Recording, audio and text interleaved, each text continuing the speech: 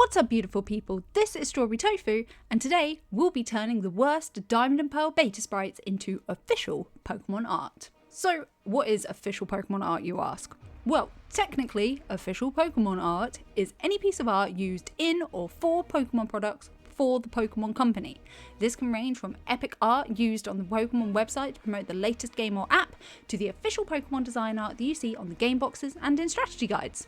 Fun fact! Did you know that Ken Sugimori still supervises over every official Pokemon design? They always have to be ticked off by the man who designed all of the original 151 Pokemon to keep them visually in check with the brand. Which brings me to these abominations.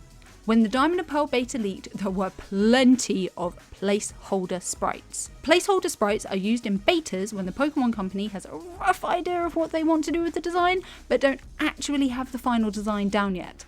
Let's face it, you don't want to pay someone the time and effort to make a beautiful, detailed piece of art when you're not even sure if that's anywhere near what you're going to want in the final game. What is this? This is meant to be a god? This was meant to be banished to the distortion world for being so violent. Wait, what? Now, imagine a world where these did end up being the final designs. What would these monstrosities look like on the box art in your local game store or in the strategy guide on your bedside table? So without further ado, let's get turning this, and this into something more like this, and this. Make sure you stay tuned to the end because we'll be doing Arceus last. Rotom. Okay, so I wanted to start with the easier ones first, working my way up to the ones that are just like almost problematic in nature. So I started with Rotom because he is definitely by far the easiest. I mean, look at him.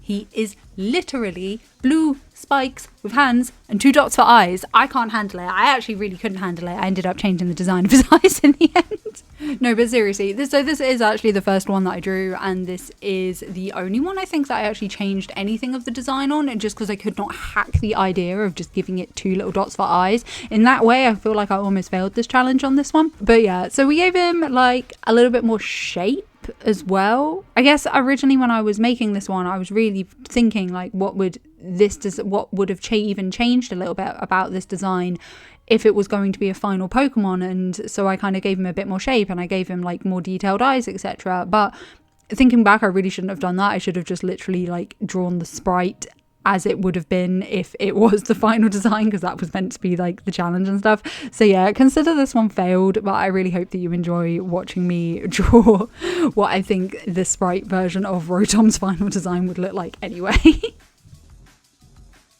Shaymin.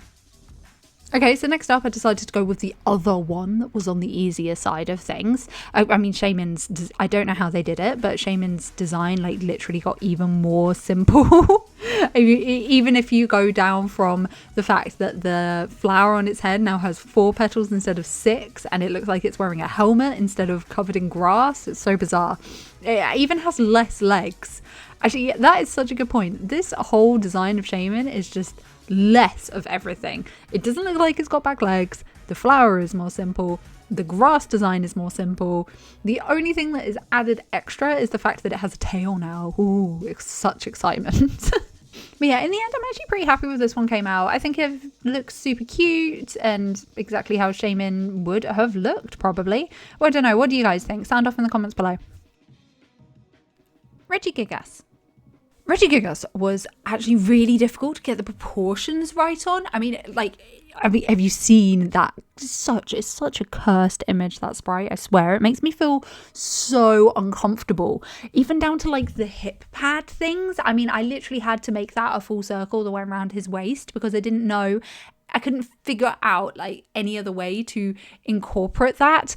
It's just so bizarre. And now I've realized I made a mistake in my drawing.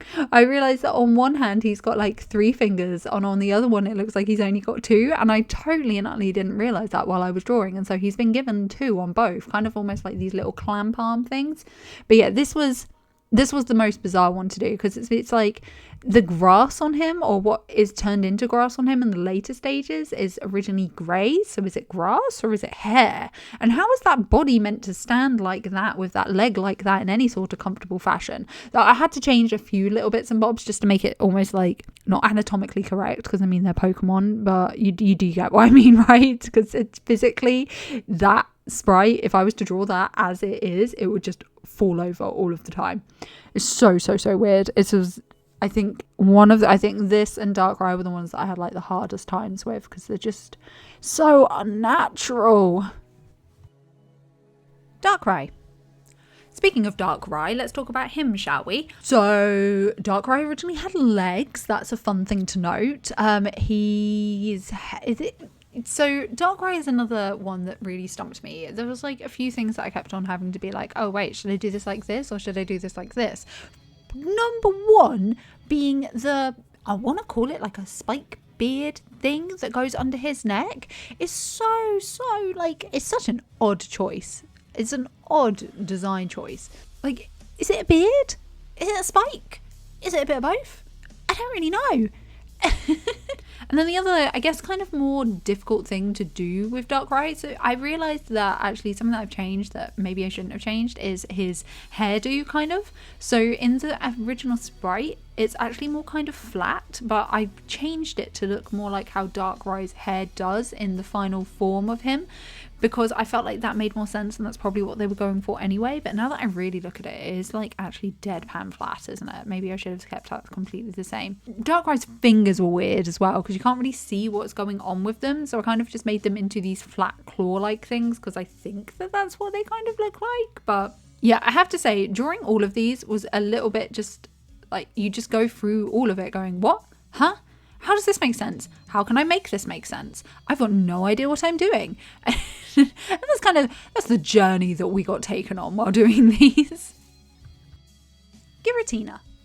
So I don't know about you guys, but this image is definitely not, like, it's so hard. It was even hard just then to say the name Giratina associated with it, because it's just so removed from what we know Giratina as. It's such a bizarre design. I think if I had to think it was inspired by anything, I think that it's inspired by H.P. Lovecraft designs and like Cthulhu. That's the only thing I can think of that is like so bizarre it works, and this is another one of those things. It's so bizarre it works. Plus it's got like the tentacle face thing going on, which obviously makes me think of Cthulhu.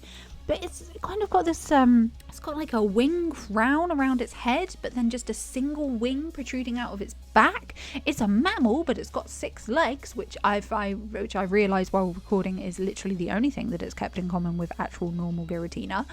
These jewels, what on earth were the jewels even meant to mean? I assume that they probably would have meant something. Are they even jewels, or are they just really random coloured spots on its body? I mean, I think that they look like jewels. They're very jewel-like colours.